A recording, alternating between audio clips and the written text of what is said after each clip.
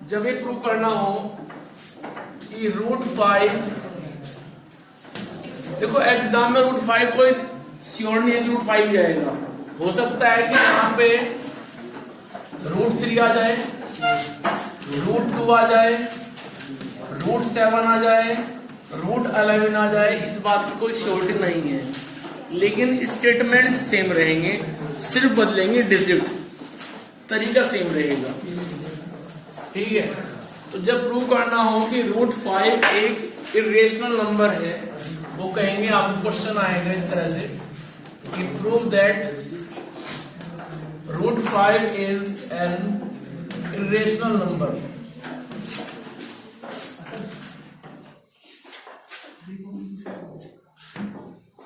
इस तरह से क्वेश्चन आएगा। 1 मार्क्स में ये पूछ सकते हैं कि मेथड कौन सा यूज करते हैं। मेथड यूज करते हैं कॉन्ट्राडिक्शन। कॉन्ट्राडिक्शन मेथड ये होता है कि जब आप क्वेश्चन की लैंग्वेज का जस्ट अपोजिट एज्यूम कर लें, उसको बिल्कुल आप उल्टा मान करके चलें कि ये इरेशनल नहीं है, रेशनल है। कुछ देर तक आप काम करते हुए चलें, उसके बाद में आप खुद ये ऑब्जर्व करेंगे कि भाई जो हम लेके चले थे ये गलत था और क्वेश्चन सही था। यानी कि जब आप अपनी ही मानी हुई बात को कुछ देर के बाद में गलत प्रूव कर दें और क्वेश्चन की लैंग्वेज को आप सही प्रूव कर दें कि वो सही थे, हम गलत थे, हमने जो बात मानी थी वो गलत है, ठीक है, तो उसको बोलते हैं कॉन्ट्राडिक्शन मेथड। ठीक है, क्वेश्चन का अपोजिट मान के चलना और कुछ देर के बाद अपने आप को गलत साबित कर देना, क्वेश्चन को सही साबित कर देना, उसको बोलते हैं कॉन्ट्राडिक्शन मेथड। तो हम यहाँ पे एज्यूम कर लेंगे लेट कि √5 इज रेशनल नंबर। थोड़ी देर के लिए मान लेते हैं कि ये रेशनल नंबर है। क्या कह रहे हैं भाई? नहीं, बोलो बताइए।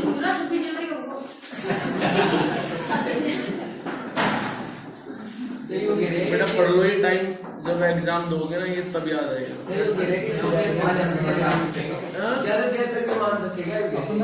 नहीं, ज्यादा देर मतलब भाई क्वेश्चन ही तो है, थोड़ी देर के लिए मान के चलेंगे, ज्यादा देर उसको आप 2-4 साल के लिए मान के चलोगे।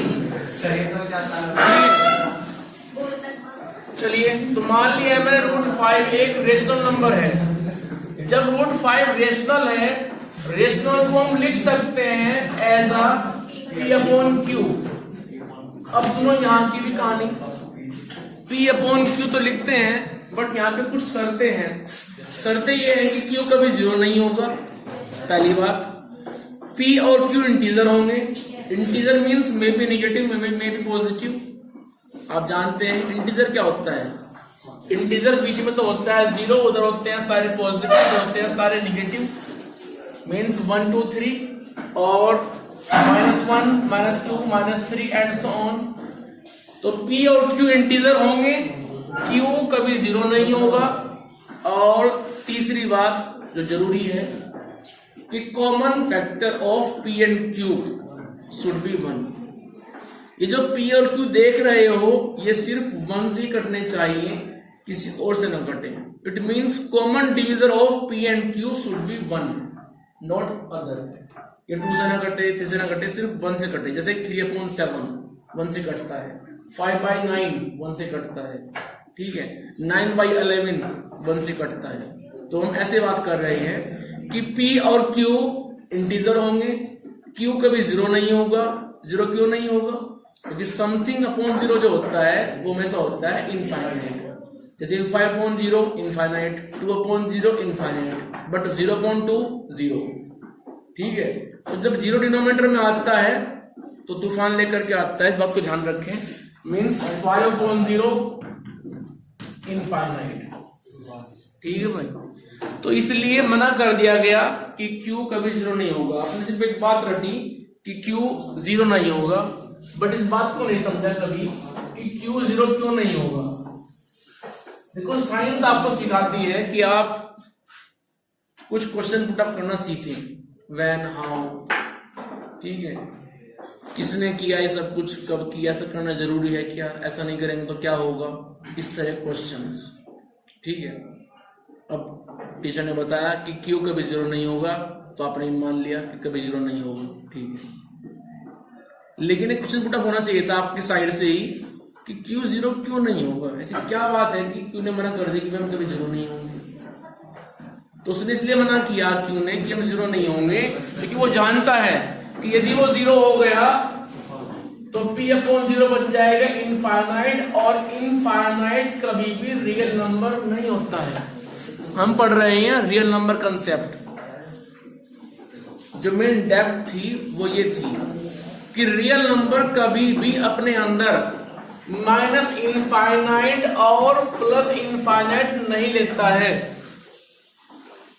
इनको छोड़ करके और इनके बीच में जितने भी नंबर आप लिख सकते हैं, भाई ये कहां मिलता है, ये मिलता है कहीं उधर जाकर के पॉजिटिव में। जब लिखते हैं आप किसी नंबर लाइन पे 0, 1, 2, 3, तो हम ऐसा मान लेते हैं कि जब इधर चलते रहेंगे कहीं दूर जाकर के हमें मिलेगा इनफाइनाइट, क्योंकि वो साइड प्लस की है तो वो प्लस इनफाइनाइट है। और जब चलेंगे इधर तो इधर मिलते हैं -1, -2, तो मान लेते हैं कहीं दूर जाकर के मिलेगा माइनस इनफाइनाइट। माइनस क्यों? क्योंकि साइड है माइनस की, वैल्यू सेम है, उधर भी 1 है इधर भी 1 है, बट फर्क क्या है कि उधर पॉजिटिव है इधर निगेटिव है, ठीक है। वैल्यू सेम है बट साइन का फर्क है। 2 उधर भी है 2 इधर भी है, बस इतना है कि इधर माइनस में है उधर प्लस में है। तो इसी तरह से ये मान लिया गया, हालांकि किसी की मुलाकात तो आज तक इनसे नहीं हुई, हैंडशेक नहीं हुआ आज तक, ठीक है, न कहीं मिलते हैं, तो सिर्फ मान लिया गया कि भाई जब चलते रहेंगे तो कहीं जाकर के मिलेगा इनफाइनाइट और कहीं जाकर के मिलेगा माइनस इनफाइनाइट। तो रियल नंबर ने कहा कि भाई जिनसे मुलाकात ही नहीं हुई उन्हें मान के मैं क्यों चलूं। रियल नंबर की बहस हुई, उसने कहा कि भाई हम तो इनको नहीं लेंगे, जब आज तक ये मिले ही नहीं है, कभी देखा नहीं, कभी जान नहीं सकते, और मिल भी गए तो कैसे पहचानेंगे कि इनफाइनाइट है। भाई मैंने आपसे कहा कि जाके मिल लेना श्रीकांत से थाना मॉल में, अभी उससे पहले आप मिले हो तो देखते पहचान लो कि हाँ वो आ रहा है श्रीकांत, ठीक है। और यदि आप नहीं जानते तो चाहे वो आपके बजा के भाग जाए फिर काम कैसे, ठीक है। तो रियल नंबर ने कहा कि भाई जब हमने आज तक इनको देखा ही नहीं है, जानते ही नहीं है, पहचानते नहीं है, कोई मतलब वास्ता ही नहीं है, तो रियल नंबर ने कहा कि भाई कभी भी हम इनको नहीं लेंगे। अब सुनो, जब रियल नंबर ने मना कर दी भाई इनको कभी लेंगे नहीं, अब चलते हैं प्रैक्टिकल लाइफ पे। भाई सामान जो बनता है और जो बिकता है, अब मान लो कि आप जैसे कि पहले जमाने में क्या था, यदि फोन की बात करें तो टच फोन नहीं थे, कीपैड के फोन थे, लोग ले रहे थे, यूज कर रहे थे। टच फोन आया तो कीपैड क्या हुआ, वो बंद हो गए, मीन्स आउट ऑफ फैशन हो गए, ठीक है। तो अब इतना क्रेज नहीं रहा, तो जैसी बात है कीपैड के फोन थोड़ा सा बनने कम हो गए, क्योंकि जब उनकी इतनी सेल नहीं होगी तो मार्केट क्यों बनाएगी, इतना कम बनाएगी, कम ही बिकते हैं, ठीक है।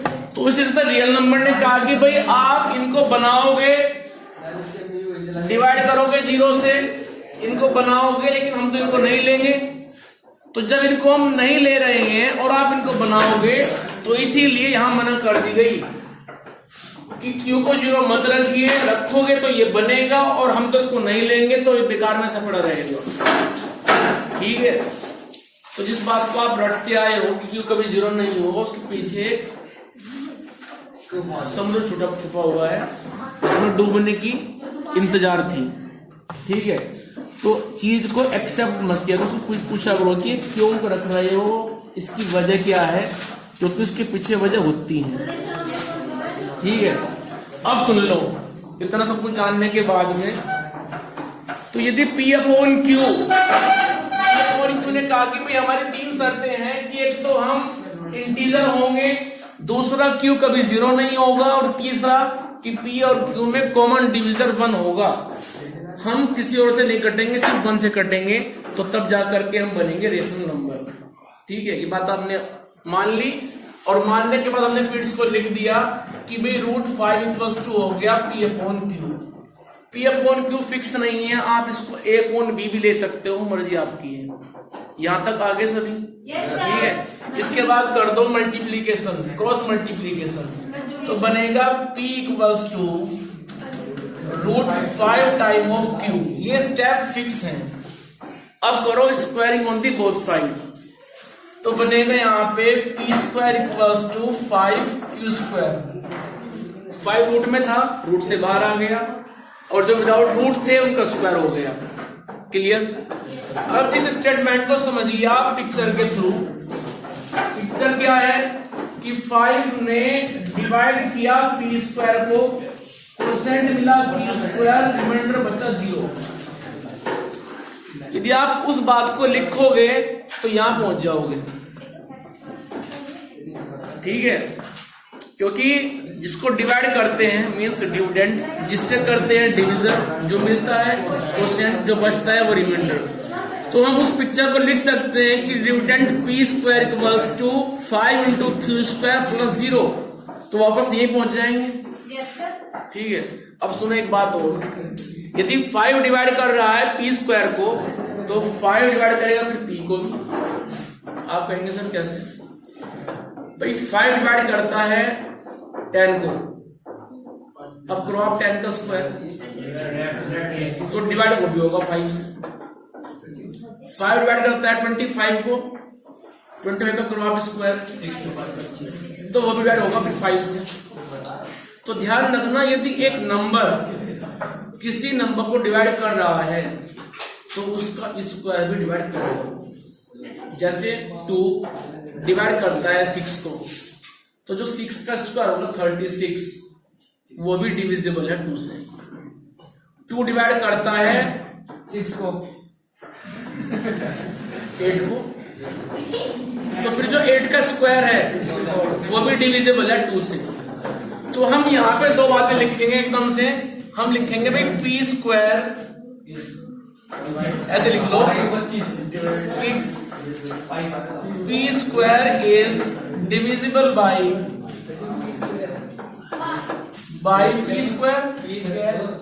तो फिर हम यहाँ पे 5 आएगा, तो फिर हम यहाँ पे ये बात भी लिख सकते हैं कि P is also divisible by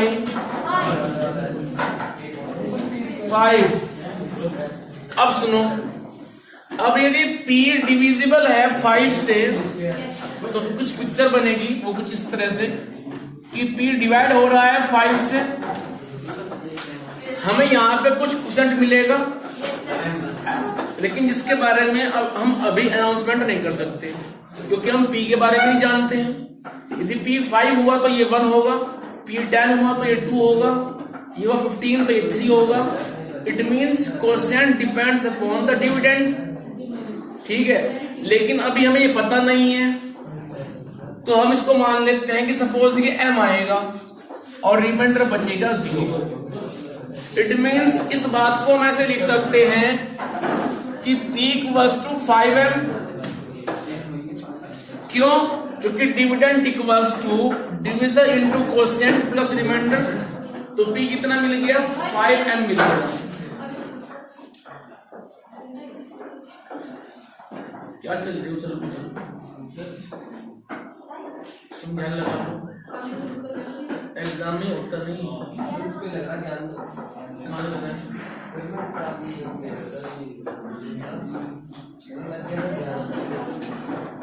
पढ़ने का मन है तो मन नहीं है तो स्कूल क्यों आते हो? खान का तो जरा टाइम मिला कभी उधर देख रहे हो, कभी इधर देख रहे हो।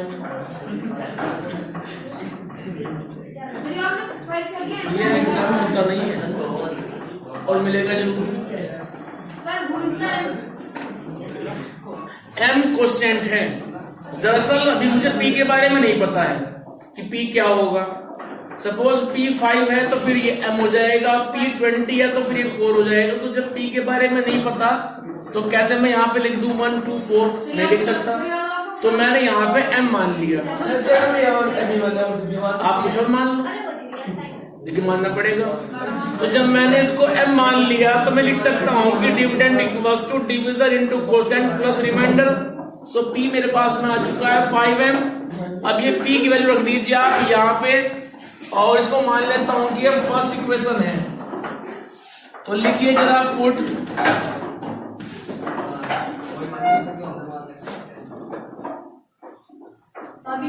बेटा मुझे 1 मिनट लगेगी सेंटर में लाने, लेकिन मैं चाहता नहीं हूं। मैंने कई बार बताया है कि आपको यदि मस्ती करनी होती है तो वी हैव अनदर लेसन्स, और यदि पढ़ना नहीं है तो फिर क्यों आते हो अपने घर में, फिर जबकि पता है कि वीडियो बन रही है। अब जरूर थोड़ा नहीं कि आपको मतलब जो है मैं बार बार सेंटर में लाऊंगा। सेंटर में लाने के लिए एक बिग स्टिक है और मेरे पास में हाथ है। Just 1 minute and you will be the centre. लेकिन उसके बाद तुम्हें बुरा लगेगा कि सर ने मुझे पीट दिया। आप ये नहीं देखेंगे मैं कर क्या रहा था और सर ने क्या किया, और जबकि पता है कि ये एग्जाम में आना है। मैंने बता दिया एग्जाम में दिया था, और यदि इसको मैं प्री बोर्ड में दूंगा तो आप में से अभी भी ऐसे बच्चे हैं जो उसको लिख करके नहीं आएंगे। दावे से कह सकता हूं कि यदि ये प्री बोर्ड में मिला तो आप में से आधे ऐसे जो लिख नहीं पाएंगे इसको प्री बोर्ड में भी, जबकि पता है कि क्वेश्चन आएगा ही आएगा। और आप में से कुछ ऐसे भी हैं उन्हें यदि मैं प्री बोर्ड का पेपर के आउट कर दूं तो तब भी पास नहीं होने के, हालत यहां तक खराब है। यदि प्री बोर्ड का पेपर आउट हो जाए तो पास नहीं होने के।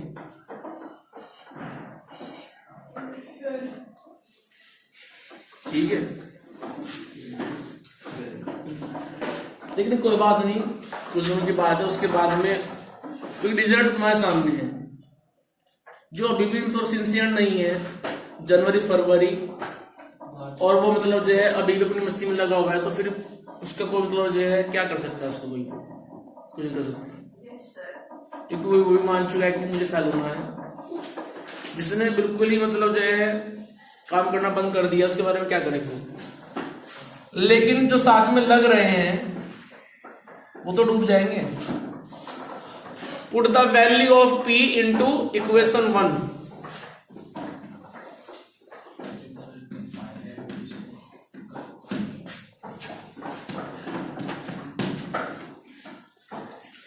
तो P की वैल्यू को रखेंगे यहां पे, तो ये बनेगा मेरे पास में square of 5m equals to 5q²।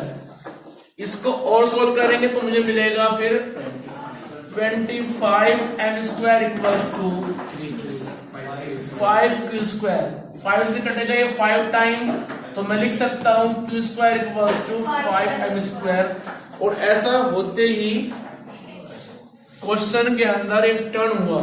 Question अब टर्न हो रहा है धीरे धीरे अपने उस तरफ जिस तरफ ये जाएगा कि और लिखेगा कि हम गलत थे, क्योंकि ये बात यहाँ पे अनाउंस करेगी कि भाई इसका मतलब तो 5 डिवाइड कर रहा है q² को। आप कहेंगे सर कैसे लिख दिया, क्योंकि इससे बनाइए आप पिक्चर, वैसे बनेगी कि q² डिवाइड हो रहा है 5 से और मिल रहा है m²। जब इस बात को आप लिखेंगे स्टेटमेंट में कि dividend equals to division into quotient, तो आप वापस यहां से यहीं पहुंच जाओगे।